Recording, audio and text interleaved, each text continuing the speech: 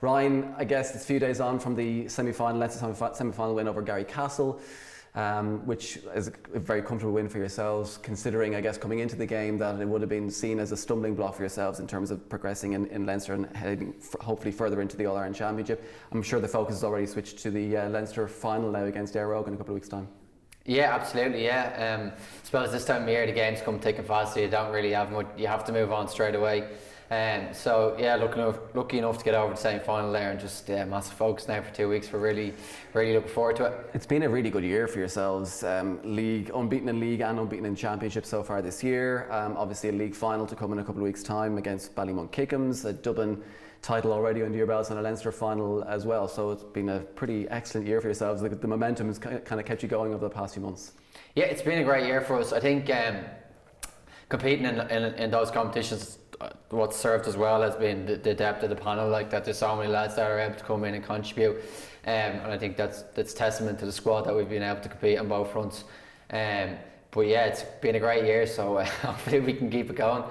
You tasted success with Ballyboden, obviously, back in 2015-16. You were part of the panel that won the All-Ireland that year.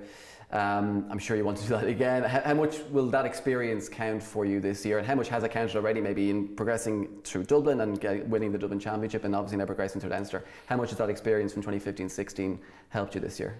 I think it really has helped massively. Like it's very similar actually, that a couple of years ago we won the county final, a week later out against the Louth champions. Same again this year. Semi-final a couple of years ago against the Westmeath champions. Same again this year. So I think that experience has really stood to us. Lads kind of know what to expect. You're just even going down on a bus to a county ground down the country is different to going to Parnell Park. So just that familiarity with what you're going to go through. Then the style of football is different. Like it tends to be different on the games at Parnell. So all that thing experience I think has helped us in Leinster. We obviously saw you lifting the trophy there a couple of weeks ago after the Dublin county final win over Thomas Davis. That's one big difference from 2015-16. You're the captain this year. How much has that changed your game, or has it changed your game at all insofar as how you approach games for Ballyboden compared to maybe a couple of years ago? Yeah, not a huge amount. I think the days of one fella being the captain and taking on all the leadership has gone. Like so. Yeah, there's loads of experience there. Like if you look at even the bench the last day, Mick came on and Connell came on. Then you look around the team, like lads like Declan Manny, Darren O'Reilly, Darren Nelson have been around for so long. So yeah, it's great. Obviously, great honour to be the captain of the team, but it's definitely the leadership is definitely spread among all the lads. And your own form this year, you must be happy with that as well, because you've contributed a lot heading into this Leinster final. Yeah, I think sometimes the lads up front get the headlines, but the strength for us has been at the back. County final against Thomas Davis, we conceded 9 points. First round of Leinster conceded 5 points, and the Leinster semi-final conceded 12. So like the strength is coming from the back. Those guys are giving us the platform, and then yeah, thankfully we caught fire a couple of days up front.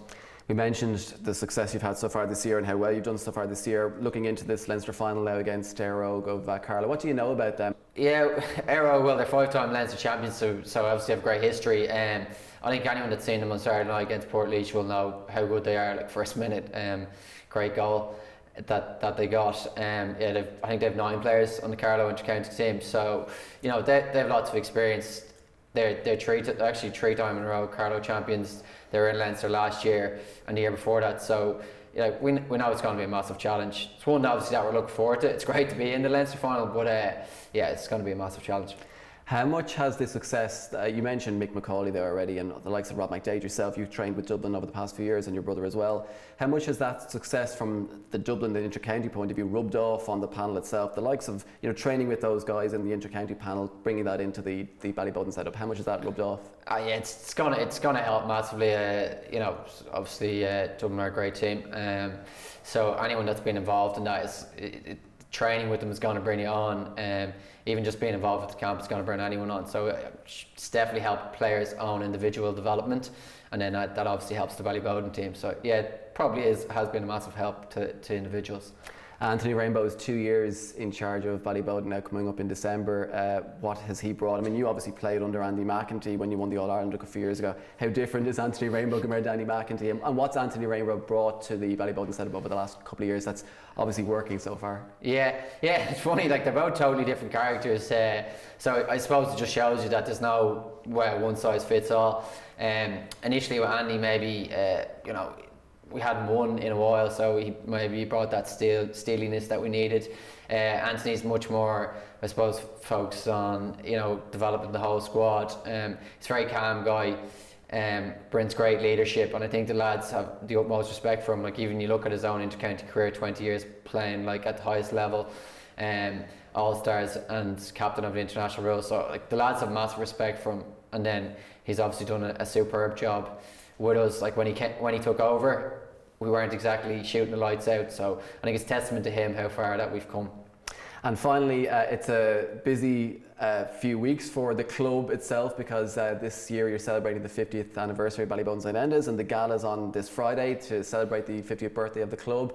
I guess leaving aside the senior football success and senior hurler success that you've achieved at the club over the past few years, what does, I guess, Ballyboden mean to yourself? Because it's such a massive club, there's so much more to it than just playing for the senior footballers and senior hurlers. Oh, absolutely. Like it was funny going watching the senior hurlers last year. Like, it's just all your friends playing. Like, and I think that's what it is. Like, there's such a community spirit, even though say it's a big area. Like, but there's still like a great community spirit within the club. You go down, everyone, they know you. Like, even at the minute in the local schools, all the kids wearing Ballyboden jerseys. So, like, I think it's special in that way that areas in Dublin mightn't have that community feel, and a club can really bring it together. And for me, that's what Ballyboden has done to the local area.